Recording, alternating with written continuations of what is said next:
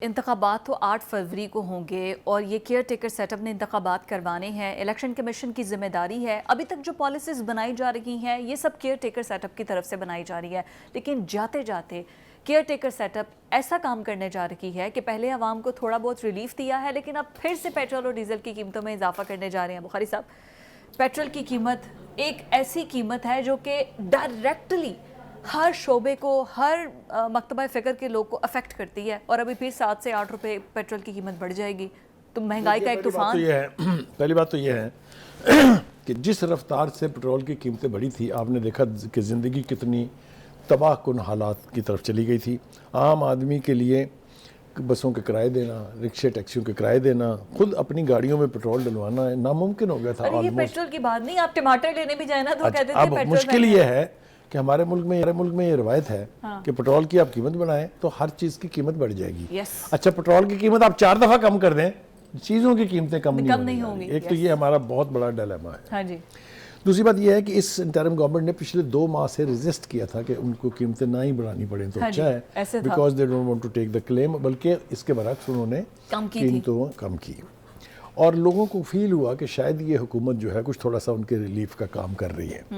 مگر اب جو یہ اشارے ہم کو مل رہے ہیں کہ 31 جنوری اور 15 فروری تک کے لیے پیٹرول کی قیمتوں میں 7 روپے فی لیٹر اضافہ ہو سکتا ہے. I tell you it's a shocking news.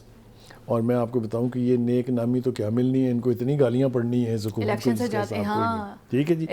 اور دوسری بات یہ کہ جو آنے والی گورنمنٹ ہوگی اس کے لیے بھی مشکلات میں اضافہ ہوگا. دیکھیں, انٹرنیشنل مارکیٹ میں پرائسز جو ہیں ویری کرتی رہتی ہیں, فلکچویٹ ہوتی ہیں. ہوتا یہ ہے کہ ہم کچھ معاہدے ایسے کر لیتے ہیں جب پیٹرول کی قیمتیں بہت کم ہوتی ہیں.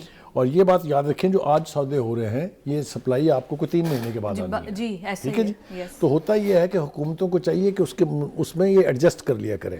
لیکن میرے خیال سے پچھلے 2-3 سال سے, خاص طور سے مہاتما صاحب کے دور سے, وہ ری ایڈجسٹمنٹ والا پروسیس جو ہے وہ رکا ہوا ہے. اس لیے جو قیمتیں ایک دفعہ بڑھ گئی وہ پیچھے جانے کا نام ہی نہیں لیتی. اچھا, دوسری بات یہ کہ یہ ہمارے ہاں جو بدعت ہے, اور بہت بری بدعت ہے, کہ قیمتیں ایک دفعہ بتا دو تو پھر کٹانیاں نہیں ہیں, ٹھیک ہے.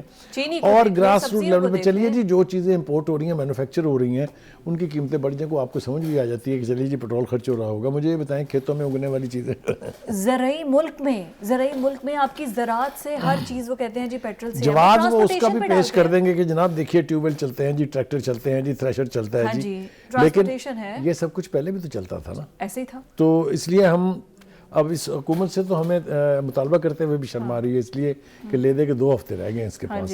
ہم یہ مطالبہ ضرور کر سکتے ہیں کہ خدا کے واسطے یہ جاتے جاتے یہ مہربانی نہ ہی فرمائیں قوم کے اوپر.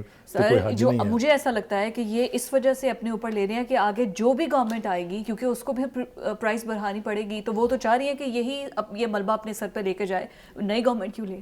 دیکھیے, اگر تو خلیج کی صورتحال خراب ہوتی ہے, اسرائیل کی جو جنگ ہے, اور خاص طور سے حوثیوں کا جو حملے کرنا ہے جہازوں کے اوپر, اس کی وجہ سے یہ امکان موجود ہے کہ یہ قیمتیں بہت زیادہ بڑھیں گی. تو اس کے لیے سپلائی شارٹ ہوگی تو قیمتیں تو بڑھیں گی. اور انٹرنیشنل مارکیٹ کا یہی ہے, یہ ہے نا ڈیمانڈ اینڈ سپلائی کا ایک رشتہ جو ہے اکانومی کے اعتبار سے, یہ ہمیشہ سے اسی طرح قائم رہتا ہے. ہم صرف یہ توقع کر سکتے ہیں کہ بھائی جاتے جاتے یہ آپ چاند نہ چڑھائیں تو بہتر ہے. آنے والی پولیٹیکل حکومت جو ہے وہ کر لے گی, اس کو ہینڈل جیسے بھی کر لے گی. اور دوسری بات یہ ہے, ان کی مجبوریاں ہم سمجھتے ہیں.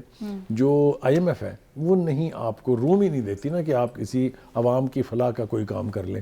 جو ہی آپ سبسڈی ہٹانے کی بات کرتے ہیں, وہاں سے ڈنڈا جو ہے سٹاک سے سر کے آگے. سر سبسڈی ہٹانی ہے, پرائسز مہنگی کرنی ہے, بہت کچھ ہونے والا ہے. Thank you so much Bukhari.